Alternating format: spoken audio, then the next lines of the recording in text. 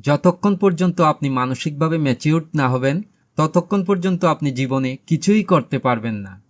কিন্তু আপনি কি জানেন মানুষ কিভাবে মানসিকভাবে ম্যাচিউরড হয়? মানুষের অপ্রাপ্তি মানুষকে বড় করে তোলে, মানুষের দুঃখ কষ্ট মানুষকে ম্যাচিউরড করে।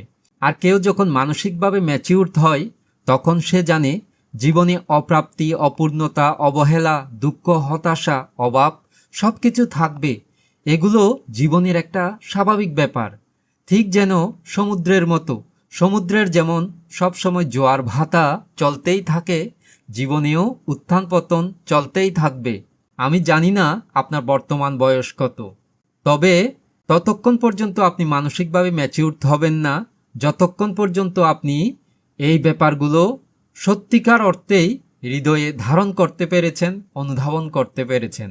যে মানুষটা এই ব্যাপারটা অনুধাবন করতে পারে, কোনো কিছুই আর তাকে মানসিকভাবে আঘাত দিতে পারবে না। তার মন শান্ত স্থির হয়, আর শান্ত স্থির মন মানুষকে সে যা চায় তাই এনে দেয়। ভবতু সব্যমঙ্গলং।